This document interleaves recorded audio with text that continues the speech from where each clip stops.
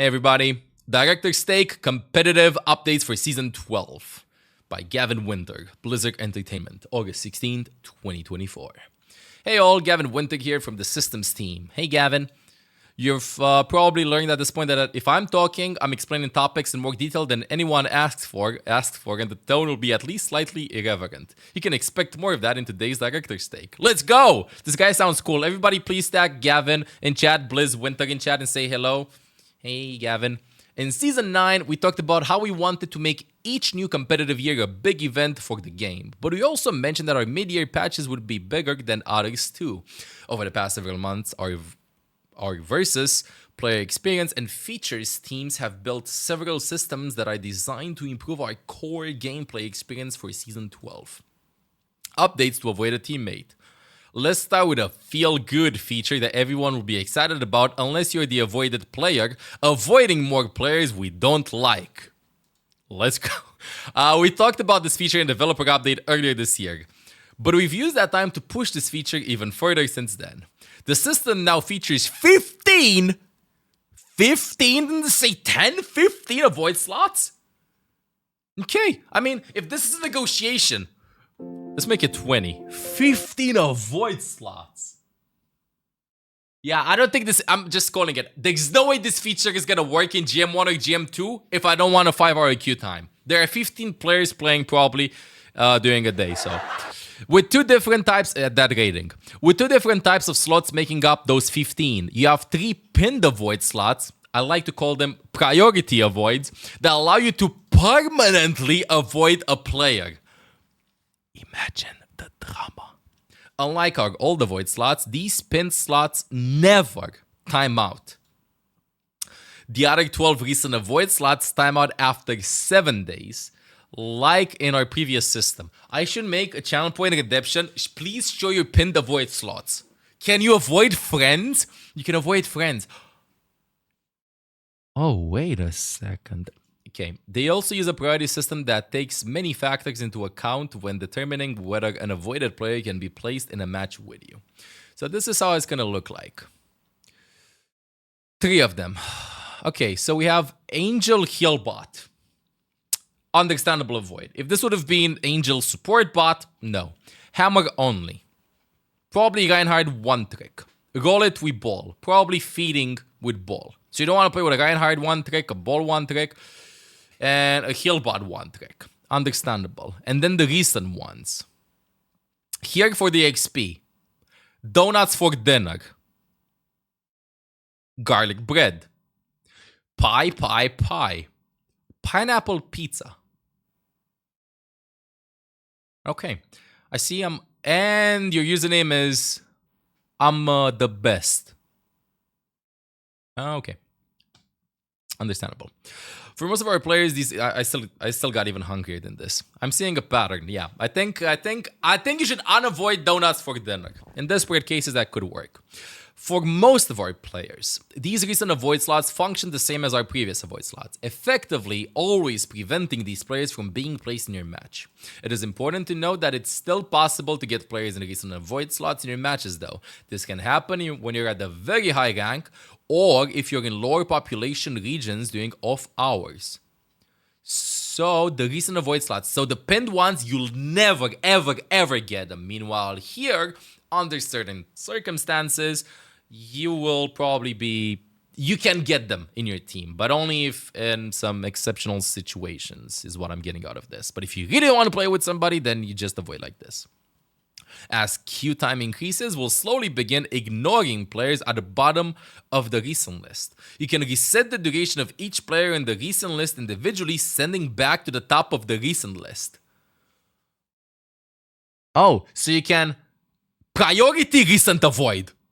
Priority recent avoid. As queue time increases, we'll slowly begin ignoring players at the bottom of the recent list. You can reset the duration of each player on the recent list individually, sending them back to the top of the recent list. Priority, I forgot too many words.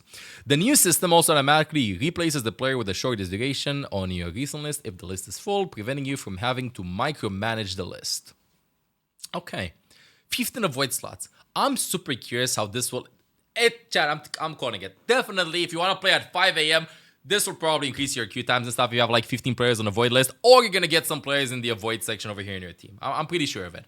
I think that if you're playing in GM2 or GM1 or Champion, this will just increase the queue times by a ton. But these are interesting, the fact that you can have them permanently, because a week, like sometimes, you know, sometimes you just want to keep them over there. Anyway, introducing competitive drives. I'm kidding, but still. Avoid tier list. That's a good idea. Introducing competitive drives.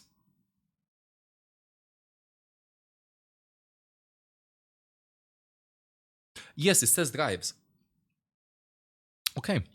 A drive is a new type of competitive event will run for the first time this season. Chat, we're driving. Our first drive will start near the end of the season and will take place over a weekend. This season, wait, is this season 12 or is it this weekend? Is it the next weekend? Huh? Wait, I'm confused. Okay, during that time, every match you play in competitive play goal queue is a chance to earn new rewards.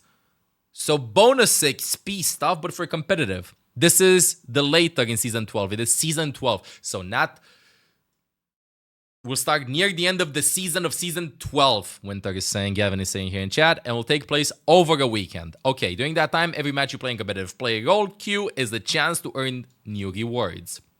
When you win matches, you'll learn drive score and progress towards the next checkpoint. Each checkpoint has a reward. Some are big payouts of competitive points, but the others are an all new type of reward for Overwatch 2 that we call signatures. Wait, can you sign profiles? I'm kidding. They frame your battle tag with a unique visual backing that will make your accomplishments stand out until our next drive. Here are some examples. Competitive signatures. Ooh, so how do they look like in game? Competitive signatures, okay. Oh, exactly. I have a screenshot of how they look like in game. Sure. Wait, my camera is in the way. Bye, ML7. Okay, so what they're saying here is that it will last until our next drive. So I assume these are available just until the next drive. This looks cool, though. You can see it here. You can see it here. I'm curious if your teammates can see this as well. Okay, this is fun. Interesting. Okay, sure. I'd rather have this and them working on this than souvenirs, Chad. Agreed? Sure. Fine. Gets you to play only in the weekend, so it's sure. In the weekend, go for it. Fine. Good. Please, more diversity of this. Maybe you can pick the color that you want. Maybe you want blue. Maybe you don't want red. Maybe you want, I don't know, anything. You want gray or whatever. Maybe you want... oh my god. If you use this idea without reaching out to me, I will sue. But what if you hover over them, you hear some amazing sounds? Like, wow. Incredible player, stuff like that. That could work. No, honestly, this is okay. I like it. It's gonna look pretty cool. So these are the first drives. Hovering is hard for console. But what if you open the player profile and you get hit like some, let's say, MySpace pages, and you can put a theme song for your profile? Then you can pick between the drives. You can use them. Okay, fine. Okay, so, interesting. Gets you to play in the weekend and stuff. Over a weekend, let's say in Season 12, when it happens, it will happen. This is one thing that I caught my eye over here. Some are big payouts of competitive points. So they just confirmed that this is a new way to get competitive points. With competitive points, you can get Jade weapons, right? You cannot get Golden Gun. You can get Jade weapons. So, yeah. There you go. Another way of like getting points and stuff. And the others are all new type of reward signatures. Okay, we're going to see more details. I assume that all of these will be available for this because they showed all 9 of them. So, good. I want to see how it's going to look like. Now, let's move on. Resetting the ranks. The start of Season 12 will also be a soft rank reset like the one we deployed in Season 9. That means we'll be decaying everyone's rank and moving all ranks closer to the average rank. We think that whenever we make bigger gameplay changes like the ones discussed in this blog, a whole new game mode like Clash and hero balance changes, it makes sense to enable placements and give players a chance to push for a new career high. Rank resets are also the only time we can redefine the thresholds of our ranks, and while we're much happier with the rank distribution after Season 9, there was still some work we wanted to do. We wanted Champion to be a very prestigious rank, but unfortunately, Champion 1 was almost impossible to achieve. Champion, Grandmaster, and Master all had fewer players than we think they should. So we've remodeled our target rank distribution in our highest ranks. So it's going to be easier to get to the highest ranks than before is what I'm understanding. Still got to put in the work, of course. We also still had a few too many players on our lowest rank, so that distribution has changed a bit too. Most of our highest and lowest ranked players will find themselves achieving new peaks after this reset, but the combination of techniques we're using in the reset gives everyone an opportunity to prove they're higher ranked than they've ever been. Okay, so what I'm getting out of this is, actually, this is not true because, not it's not true, they actually emote. What I suspect, I have no idea how this is going to work, but I suspect that top 10 will probably be Champion 1 players. I think that you're probably going to be doing that. This is just like the equivalent of GM1 will be Champ 1, I think is what I'm getting out of this. Still, we'll see how it's going to play out. I'm curious to see how much placements will matter. Like, what happens if, let's say, you're GM5 and you win 10 placements games in a row? Can you get Champ 1? It's hard to tell until we see effectively how the system's going to be working. But I know that a lot of chatting chatters don't like the fact they're going to be having to do their placements again. Because, like, you dropped a lot and then you play it again to climb and now you got to do it again and stuff. I do agree, though, that it is an interesting moment to do it. Because you have a new game mode, they're adding 2 new maps with a new game mode, they're adding Juno, they're adding hero balance changes and stuff. So yeah, it is a big patch and stuff. This is the moment to do it if they want to do it, if they feel like they're not completely satisfied with the rank distribution and stuff. So redo your placements and hopefully keep climbing and you'll be getting to your newest peaks and stuff. See how it's going to go. But I do think that right now, and with this, I'm going to continue after this. At this moment in top 500 support, rank 1 is Champion 3, and top 30 roughly will be, I think, our Champion players. So I suspect that next season, I'm just speculating, top 100 will probably be filled with Champion players. Top 100 or stuff like that. So top 500 will be split probably the upper half with Champion players and the other part with GM players. No more regularly Masters or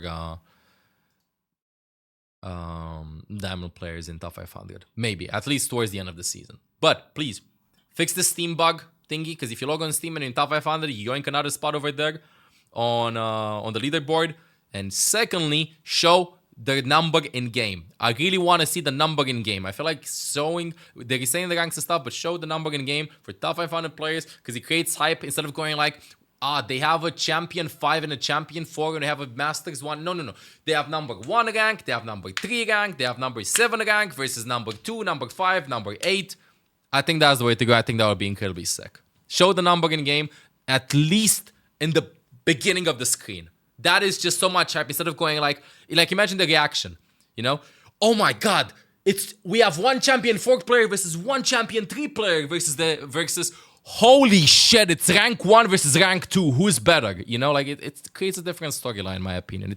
And I think it's also easy to implement. Then show the champion ranking or whatever when you press tab. Just like in Overwatch 1 with that. At least at the beginning. And at the end with a scoreboard too. That would be sick for this. Because they're speaking about like this part with higher ranks and this part as well. Okay, introducing wave respawn. This is a new mechanic. What is this? Next up, we're removing the group respawn feature and replacing it with a feature we like more. But first, we have some explaining to do. You might remember from Season 7, memory doesn't serve me right now, that the goal of group respawn was to reduce the occurrences of one-sided matches. Wait, this was in quick play. I remember something like that. Thanks to the amazing efforts of our data analysts, I forgot how to pronounce this, we've learned a lot about one-sided matches since Season 7, and we have some good news to share. Let's see this. It's a graphic. quick play one-sided match rates by skill groups. Before group respawn, after group respawn. Approximate skill rating MMR equivalent. So what I'm getting out of this is group respawn worked. That's it. Did I get this right, chat? Group respawn helped. No more one-sided matches. Less one-sided matches since they added this. Did I get this right? Did I do it, chat? I think I did it. No, I didn't? Okay, close enough. Anyway, look at that graphic. So, group respawn made a bigger difference in reducing one-sided matches than any change we've ever made. Okay, I did that. Less one-sided matches in quick play. I know how to read a graph! Let's go! Okay. While quick play doesn't have visible ranks, we'll still use MMR to try to make the best matches we can, and that lets us see which ranks benefited the most from this system. We were really surprised to learn that group respawn had the biggest impact at Champion and Grandmaster and the lowest impact at Bronze. The system still made a significant difference at all ranks though. You know what my theory is over here? I'm gonna expand for like just 30 seconds. I think that it doesn't work that much in like lower ranks. They didn't see that much progression. I don't know if they looked at the tiers that were being played, because I feel like in Bronze and Silver, you respawn, you go, you fight, you die. You go, you respawn, fight, and die. And this is encouraged to make you regroup. But if you have, I don't know, a ball in your team, ball's gonna get to the team fight faster than Ana will get to the team fight. So maybe the team comps, so like the heroes that are being played, help with this. You know, with a one-sided match and stuff. Meanwhile, Master's Grandmaster, you're probably going to be waiting a little bit. We're all regrouped, fine, let's go, even if it's just 1 or 2 seconds and stuff. But I do think that how fast you get back into the fight is one of the primary things. Still interesting thing here. Grouping up with your team reduces the chance of being on the losing side of a one-sided match considerably. Yes, we believe it reduces the chance so much that helping our highest skill players do it slightly more often had the highest impact. The system also made it much harder for that random on your team to throw your games by constant... Whoa! The system also made it much harder for that random on your team to throw your games by constantly attacking alone on repeat. Caught. Was it you, chat? Was it you? Who threw Winter's games? Who threw Gavin's games? God damn it. So, those things were great, but the biggest problem with group respawn was how dying first often led to getting buried by a long sequence of teammates dying in a row, making your respawn time a lot longer. This meant the respawn times were generally shorter, but it also meant yours was longer. Wave respawn fixes... True, you're getting punished for that. Wave respawn fixes that by ensuring your respawn time will always be shorter than the default if another hero is already dead. Ditch. You might be familiar with wave respawn systems in other games, but here's exactly what's different about respawning in Season 12 for quick play and competitive play. Oh. This is big. For comp? We gotta think about like the strategies and stuff, like how we can reset. Okay, I'm okay with... Okay. Before I read the changes, okay, so I'm just completely gonna throw this out there. I think that knowing how respawns work and stuff, and how to stagger them, added competitive, another element to complicate the game at the highest levels. You know, and I think that... anyway, let's read this. Default respawn time increased from 10 to 12. No. Overtime respawn time increased from 13 to 14. No! Wave respawn is disabled in overtime. Overtime respawn time is not increased in Flashpoint. Okay. And now, when the first hero on a team dies, they start a new wave for their team. Wave Creator! I'm not Space Creator, I'm Wave Creator! Let's go! I'm Jeff. I am Jeff. I'm Jeff from Marvel Rivals. I'm creating the wave. I did not die first. I created the respawn wave, bro. Wave Creator. Any hero that dies within 6 seconds of a wave starting joins that wave. A hero joining a wave will respawn at the exact time as the hero that started the wave. This means that the respawn time of heroes joining the wave can be as long as 12 seconds if they died at the same time as the first hero, or as short as 6 seconds if they just catch the end of the wave. Oh, respawn the exact time as the hero that started the wave. Respawn time of heroes joining the wave can be as long as 12 seconds if they died the same time as the first hero, or as short as 6 seconds to catch the end of the wave. So, Default respawn time is still 12 seconds, so you cannot increase this. No, not too much math for streamer. No, I'm not checking this out. I was thinking about this. If a hero starts a wave and no other hero has joined the wave when the respawn time reaches 6 seconds remaining, we subtract 2 seconds from the respawn time. So it's going to be 10 seconds. This means they will respawn 10 seconds, the default one. Wave respawn is also disabled when the payload is near the end of the track and escort and hybrid at the same time or existing anti-stall systems activate. Interesting. So if you get... So, what I'm getting out of this is the following. If you get picked ugly and you can still win the fight 4 versus 5, you can just wait. Because he's going to respawn 10 seconds plus the amount of time for him to get back, and then you can take the fight. But if it's going to be a fight in which somebody dies very early, it might just be worth it to just go and reset fast. I mean, you're still going to take the fight 4 versus 5, but you have a window. You have a 6-second window to do that. Am I getting that right? You have a 6-second window. If nobody dies, so if let's say Widowmaker dies, and after 7 seconds, Hanzo dies, then Widow respawns in 10 seconds anyway, while the Hanzo will respawn separately in 10 seconds. That's what it means. Okay. It will be interesting to see this. Because I want to see how it plays out. I'm not a big fan of like 10 to 12 seconds and 13 to 14 seconds. It's pretty annoying to stay in the respawn that much, in the respawn mode, but we're going to see how this is going to work. If they have a visual of the 6 seconds after the Widow dies, that group respawn is activated if you die right now, would you like to do it? And then you can type something, or I don't know, shoot yourself in the foot and then you respawn with your teammates, then maybe there will be some plays over there. But 6 seconds after somebody gets picked to make sure that they initiate wave respawn, I think this is one of those changes, man. I think this is one of those, it is simple to follow, yeah, but I feel like it's one of those changes made for team wipes. You know? It rewards you to do like that. And wait, there's another question that I have before I move on from this. What happens? This is what I did not get. So let's say Widowmaker dies now. In 5 seconds, Hanzo dies. Then the other 4 have 6 seconds to die to activate the wave respawn after Hanzo dies, right? That's how it works.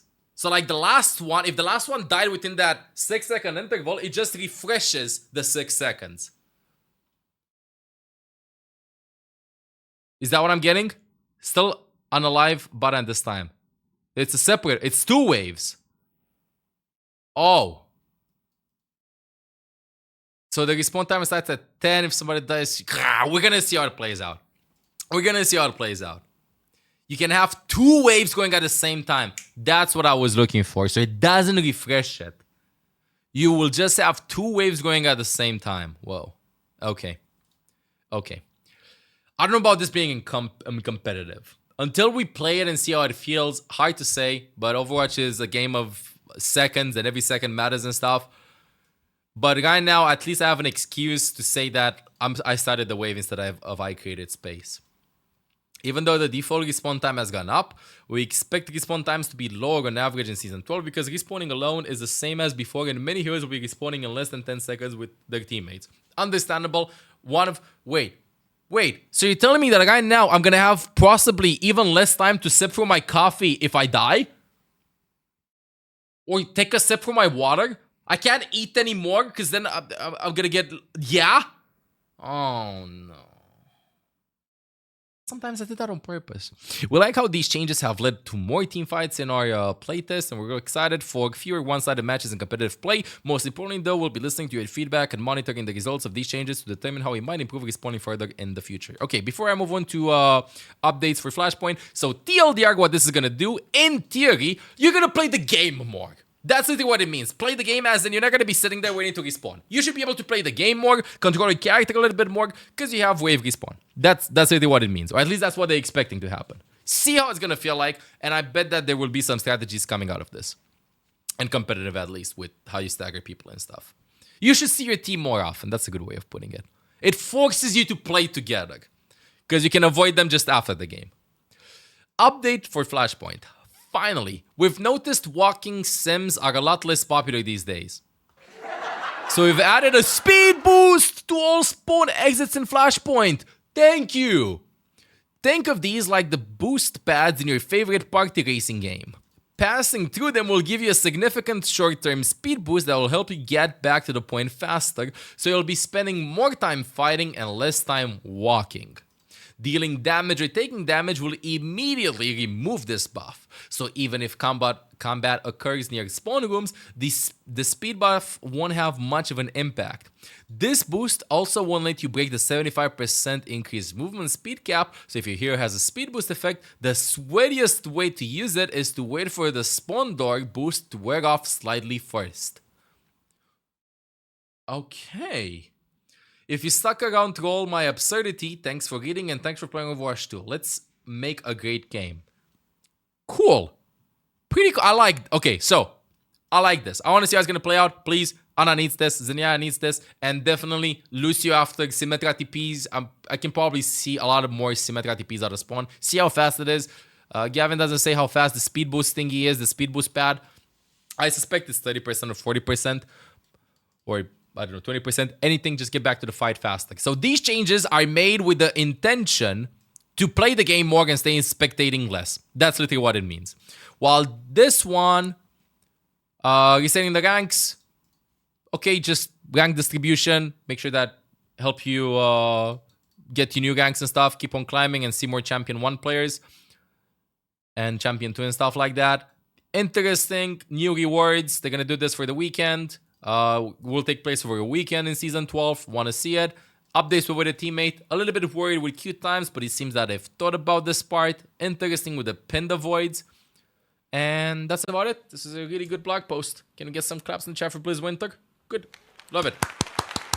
Alright, let's see how it's going to play out. And waiting for Season 12.